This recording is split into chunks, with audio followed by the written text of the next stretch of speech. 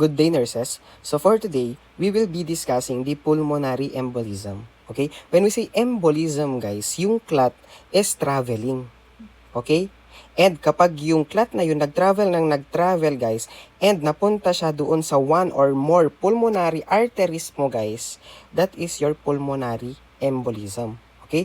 But before we discuss the pulmonary embolism, guys, para ma-appreciate mo kung paano ba siya nangyayari, guys, i-discuss muna natin si venous thromboembolism. When we say venous thromboembolism, from the word itself, guys, when we say thrombo, meaning there is clot na nangyari, tama?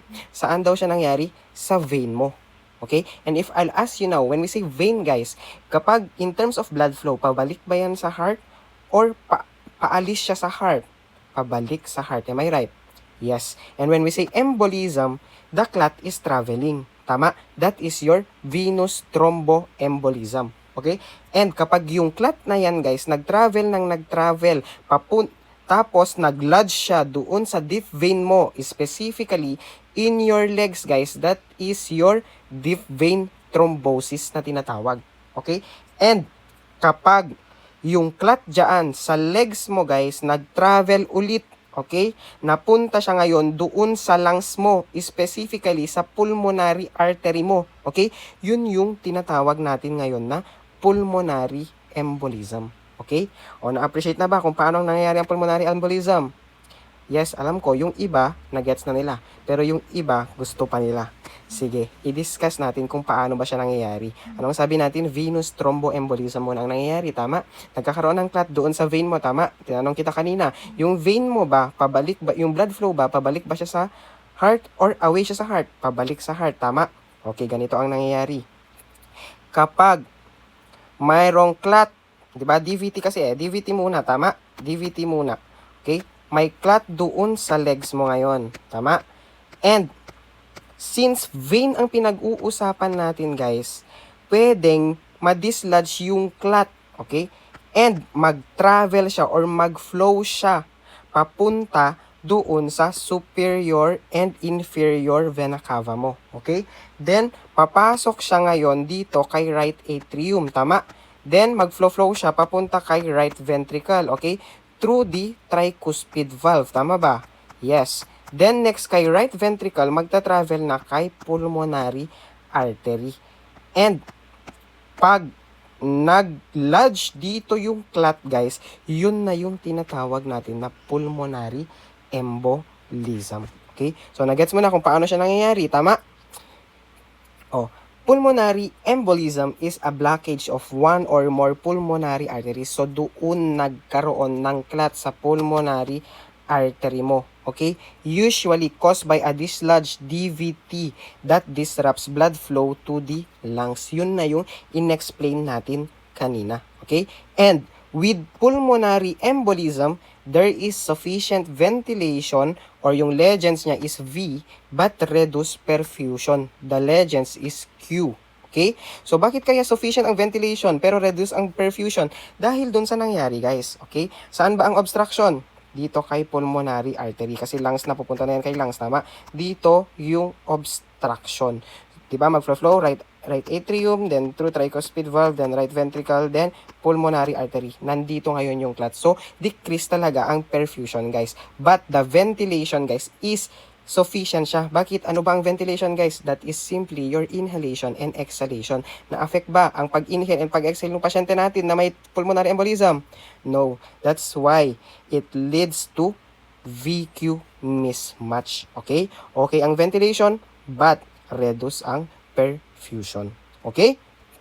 So, anong nangyari kay pulmonary embolism? There is pulmonary artery obstruction. Okay? Leading now, guys, to pulmonary hypertension. Bakit kaya nagkaroon ng pulmonary hypertension, sir? Babalikan na naman natin yung blood flow, guys, doon sa heart. Diba? Sabi natin kanina, right atrium, tricuspid valve, right ventricles, then right atrium. Tama?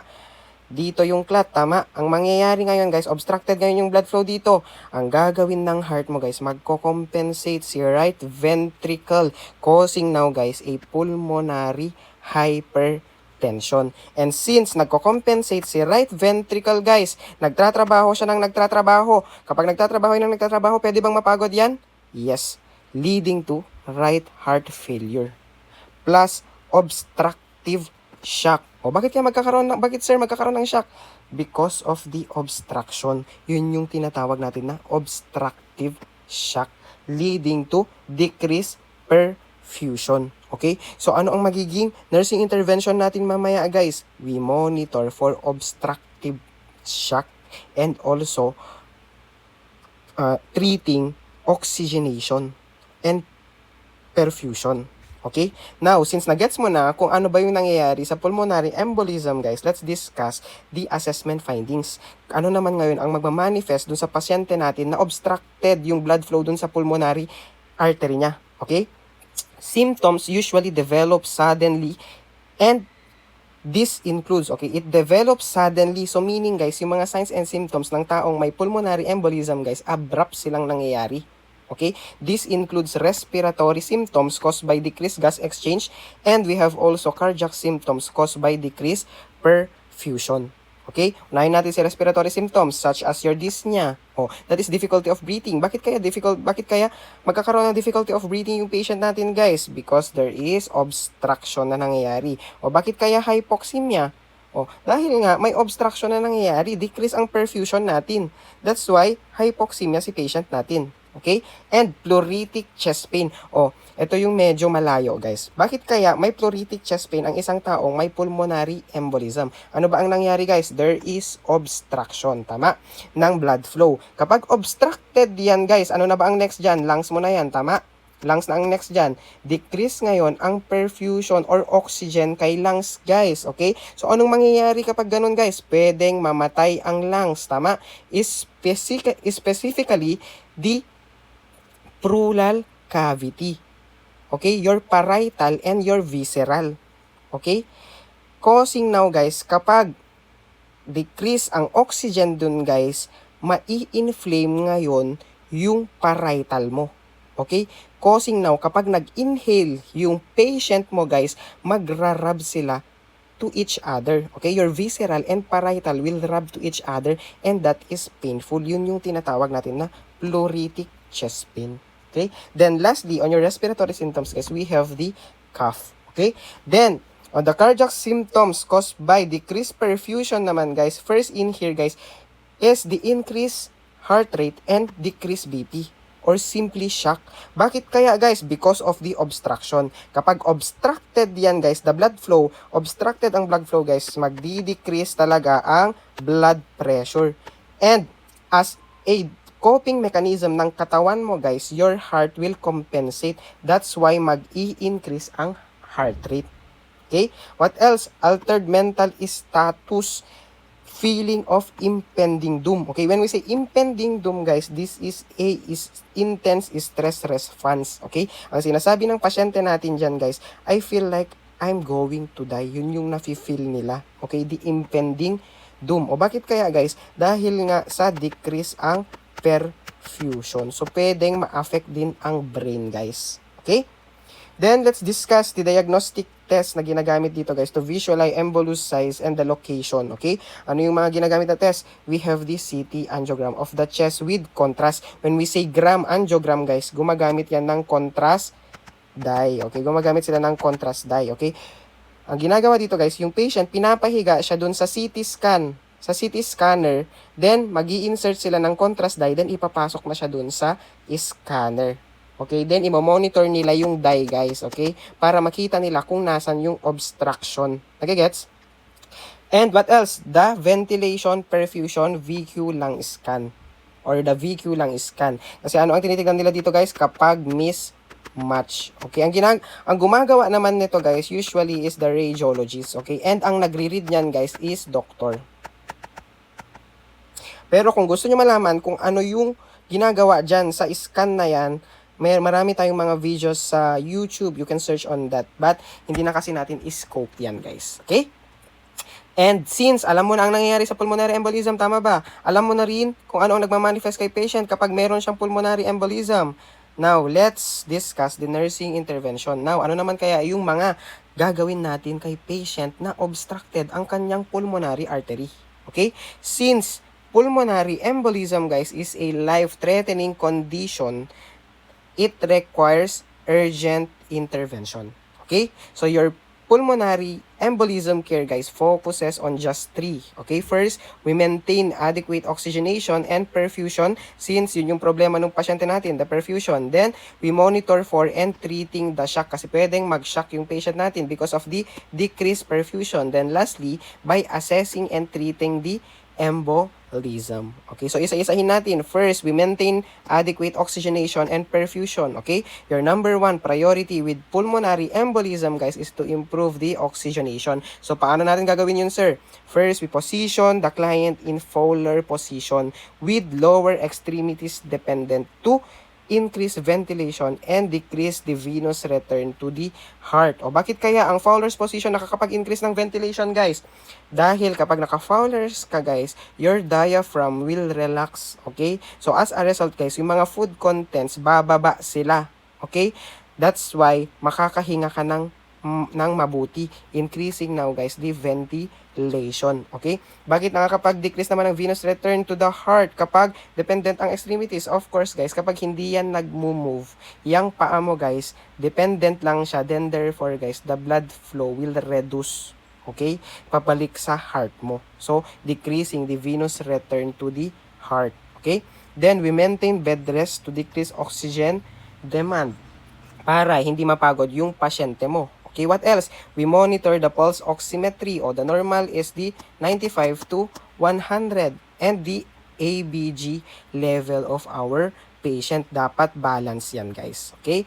Then, we administer supplemental oxygen, of course. Okay? Para since nagkakaroon ng hypoxemia yung patient natin, so kailangan nating mag-administer ng supplemental oxygen. Okay, then we prepare for endotracheal intubation and MEC vent for severe hypoxemia. Okay, kapag hindi na kaya ng supplemental oxygen since may obstruction doon kasi kaya decrease ang perfusion, mag-prepare ka for endotracheal intubation and mechanical ventilation. So, dapat yung mga equipments na pang-intubate, guys, nasa side lang ni patient.